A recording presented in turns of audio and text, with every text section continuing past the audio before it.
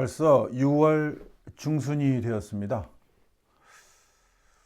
오늘은 종교에 관한 이야기를 좀 해볼까 합니다. 종교는 어느 순간 재정 분리다 이래가지고 종교가 정치권에서 떨어져 나오는 이런 형태로 국가가 만들어지고 이런 설명들을 해요. 자연계를 보거나 혹은 역사를 보게 되면 인간도 동물과 별 다름없이 모계 사회에서 출발합니다. 그러니까 모계 사회라고 해서 꼭 여자가 중심이다 이게 아니고 그 공동체의 성격을 이루는 주 구성원, 유전적 구성원들이 모계였다는 거죠. 그러니까 물론 여자들이 어떤 주도권을 가지고 있고 결정권을 가지고 있었을지 모르지만 사실 그 시대라는 것이 그렇게 크게 뭔가를 결정짓거나 이래야 될 시기가 아니었잖아요. 그러다가 모여 살기 시작하면서 부족이 형성되고 사냥을 해야 하고 또 약탈하는 형태가 벌어지기 시작하면서 서서히 그 힘의 구조가 남성에게 넘어가는 겁니다. 그럼에도 불구하고 국가라고 하는 형태가 만들어지기 전까지는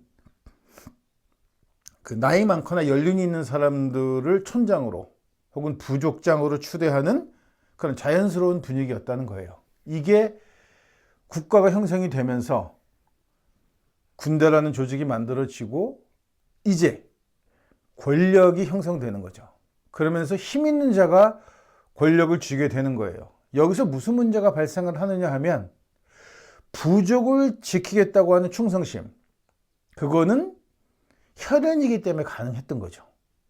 그리고 자기한테 명령을 내리고 자기가 지켜야 할 사람이 자기 부모거나 혹은 가족이고 하니까 서슴없이 그 공동체 전체가 그런 형태니까 자기를 목숨을 아깝게 생각하지 않으면서 공동체를 지켜야겠다는 것이 당연했던 거예요. 이걸 나중에 효라고 정의를 하는 겁니다. 혈연지간에서 이루어지는 책임감 같은 거죠. 근데 국가가 되면 혈연이 아니에요. 다른 부족과 연합도 생길 수 있고 또 전혀 다른 민족이 들어와 있기도 하고 이러면서 이제부터는 뭔가 충성심을 일으켜야 할 만한 대상이 필요하고 그 충성심이 명분을 갖고 있어야 해요. 그러니까 이 충성심은 그냥 힘으로 이루어지지 않습니다. 그래서 종교를 이용하는 거죠. 로마가 전 세계를 전 세계를 해봐야 유럽 지역이지만 그 유럽 지역을 아프리카 일부까지 이렇게 장악하게 된 힘은 군대에 있는데 이게 현대 군대의 시초라고도 하잖아요. 월급을 주고 용병을 그러니까 월급을 받고 돈을 받고 싸우니까 기본적으로 용병인 거예요. 돈을 받지 않고 스스로 내가 지키겠다고 나서는 자발적 군대가 아니라 돈을 받고 전쟁을 하는 거죠. 전투를 하고. 그런 용병제도, 직업군인이 생겼고 그 직업군인으로 인해서 마치 그 유럽을 정복하는 힘은 그 직업군이라는 군대라는 조직에 있었던 것처럼 이야기하죠. 그래서 월급이 결국은 군인들에게 충성심을 일으킨 것처럼 이렇게 이야기하지만 사실 로마 군대의 가장 기본적인 그 응집력에는 종교가 존재했던 거죠. 미트라라고 하는 신, 군인들이 믿고 따르는 신이 있었던 거예요. 바이킹들한테도 자기네들 신이 있잖아요. 내가 죽으면 천국에 올라와서 계속 싸운다는 바랄란가 뭔가 그런 게 있어가지고 어떤 그 전사로서의 자부심을 종교가 주는 거죠. 초창기에는 이 종교도 역시 모계 중심의 종교였으니까 여성신이 가장 큰 신들이었습니다. 이러다가 국가가 형성되면서 이 신이 남성신으로 바뀌어져요. 힘이 강한 신이 남성이 되게 되는 거죠. 마치 세상을 지배하고 군대를 운영하고 전쟁을 하고 하는 것들이 남성인 것처럼.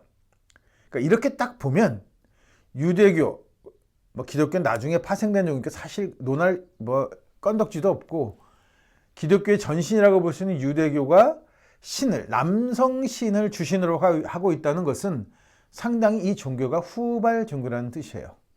대부분의 종교들은 모계로 시작을 합니다. 어머니로부터 시작을 하는 거예요. 왜냐하면 어머니만이 유일하게 그 공동체가 다 인정할 수 있는 뿌리였기 때문인 거예요. 남자는 그 뿌리가 될 수 없어요. 뭐 이런 얘기 하면은 되게 이상하게들 생각들 하시는데, 사실 뭐 생물학적으로 보면 아버지는 자기 자식이 누군지 모르는 게 정상입니다. 엄마도 내 아이의 아빠가 누군지 모르는 경우도 있어요.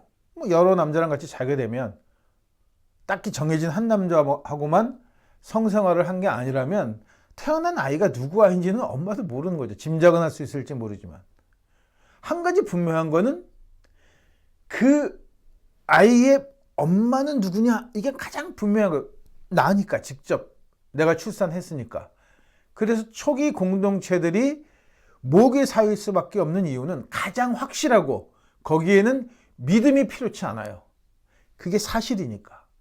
그러니까 종교는 원래 그렇게 시작하는 겁니다. 믿음을 필요로 하면 안 돼요. 믿음이라는 말에는 뭐가 있냐면 그냥 반대적으로, 역설적으로 믿을 수 없으니까 라고 하는 게 들어있는 거예요. 그냥 그렇다고 하면 그냥 믿는 거죠.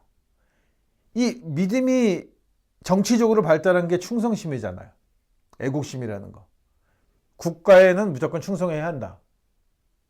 왜 충성해야 되는지에 대한 명쾌한 근거가 존재하지 않아요. 왜? 국가는 어머니가 아니고 아버지이기 때문에.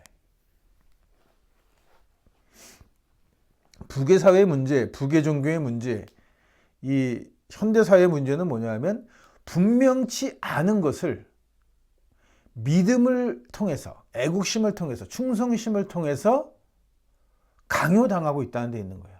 자연스럽지 않아요.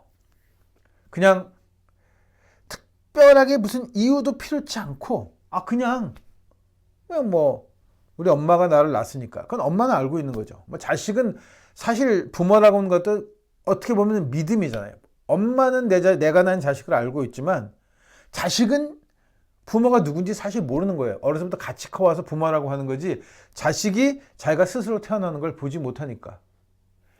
이런 문제들 때문에 믿음이라는 것이 인간 사회에 있어서 가장 중요한 것 중에 하나가 믿음이 되는 거예요.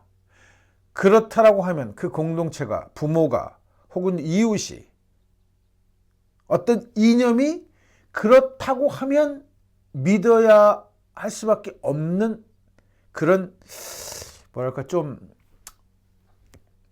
기묘한 상황이 지속적으로 반복돼서 이어져 온 거예요. 이 자연스럽지 않음이, 이 부자연스러움이 어떻게 보면 인간 사회의 가장 뿌리에 들어있다는 거죠. 저변에 들어있다는 거예요. 그래서 항상 이 문제를 일으키는 거예요. 부족 국가에서까지만 해도 원로들이 그 지역에 가장 나이가 많거나 혹은 연륜이 많거나 여러 가지 이유로 인해서 자연스럽게 지도자로 섬겨지고 믿었던 사람들이 지도자였던 반면에 국가가 형성되면서 이건 언제라도 힘이 있는 자가 권력을 장악하고 국가를 장악하게 되면 그때부터는 그 힘에 무조건 굴복해야 하는 거예요. 충성해야 하는 문제가 생기는 거죠. 싫든 좋든 간에 의무가 주어지는 거예요. 국민한테는, 이 백성들한테는 그걸 거부할 힘이 없어요. 굉장히 굴욕적인 충성을 요구하는 거란 말이에요. 그걸 무마시켰던 게 뭐냐면 종교예요. 그래서 정치가 종교하고 분리된 것처럼 보이지만 사실상 끊임없이 종교와 결탁하고 있었던 이유가 뭐냐 하면 그 종교가 지금의 국가, 지금의 왕족들이 신이 결정한 너희가 믿어도 되는, 너희가 진짜 부모라고 생각해도 상관없는 존재라고 확인시켜주는 역할을 해왔다는 거죠. 그게 동양에서는 좀 종교가 정치에 그렇게 깊이 관여하지 않았던 적도 많았지만 뭐 서구 같은 경우는 기독교가 계속 그 짓을 끊임없이 해온 거예요. 교황이 왕을 뭐 세우고 기름 붓고 이런 개수작이 아직까지도 사실은 통용되고 있단 말이에요. 그래서 마치 국가의 지도자는 신이 허락해야만, 신이 인정해야만 세우는 것처럼 그렇게 착각하고 오해되어진다는 거죠. 사실상은 힘을 가진 자가, 권력을 가진 자가 쟁취해왔던 거잖아요. 내내 폭력적인 방법을 통해서. 그러니까 당연히 그 쟁취를 위해서는 살인이, 사람이 사람을 죽여야 하는 살인이 정당화되어야 해요. 이게 그냥 보편적으로 사람이 사람을 죽이는 것은 옳지 않다라고 하는 기본적 개념으로 가면 절대 전쟁도 할 수 없고 군대도 만들어지지 않는단 말이죠. 그러니까 그것을 당연시하는 것들이 필요해. 이 당연시하는 것을 누가 제공하느냐? 종교가 계속 제공해 왔던 거예요.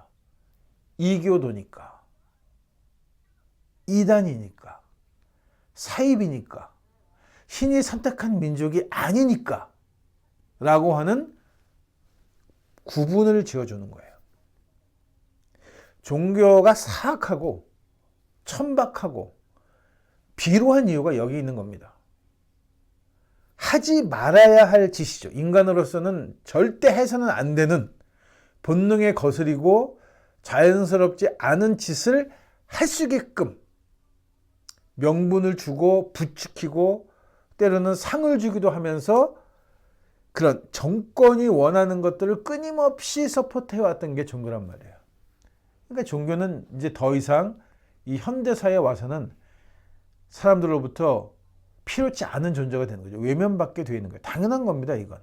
왜냐하면 종교가 그렇게 발전되어 왔고 그것 때문에 권력이 만들어낸 것이 종교이기 때문인 거예요.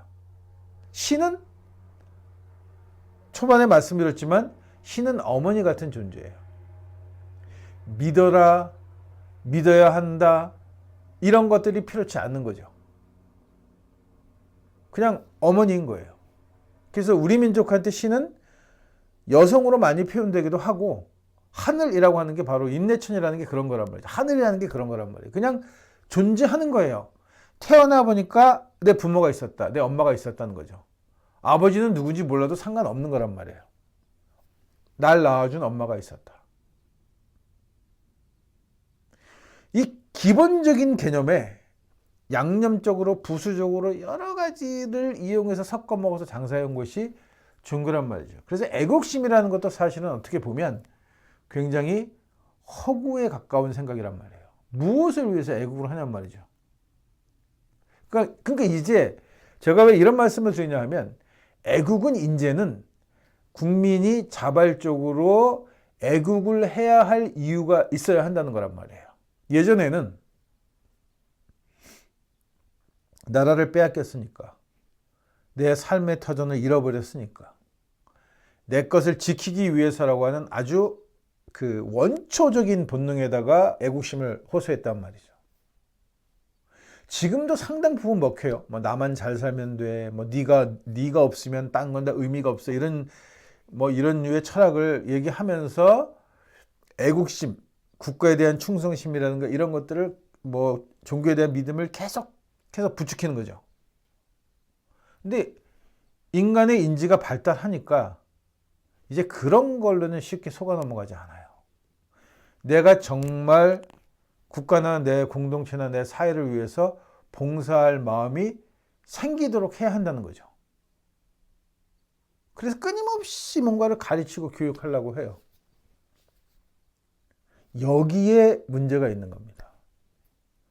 사실은 이게 인간 자체가 갖고 있는 본성인데 이 본성이 스스로 드러나도록 해야 하는 겁니다. 인간은 더불어 사는 존재잖아요. 나 혼자 사는 게 아니라. 그러니까 가르치고 배우고 가치관을 주입받아서 나는 이런 걸 돌봐야 살아야 되겠구나, 이렇게 깨달아지는 게 아니라 자연스럽게 인간이기 때문에 내 주변을 돌보며 사는 것이겠구나라고 생각이 들게 해야 한다는 거죠. 그거는 교육을 통해서가 이루어지는 게 아니라 삶을 통해서 이루어지는, 이게 근본적으로 다른 겁니다.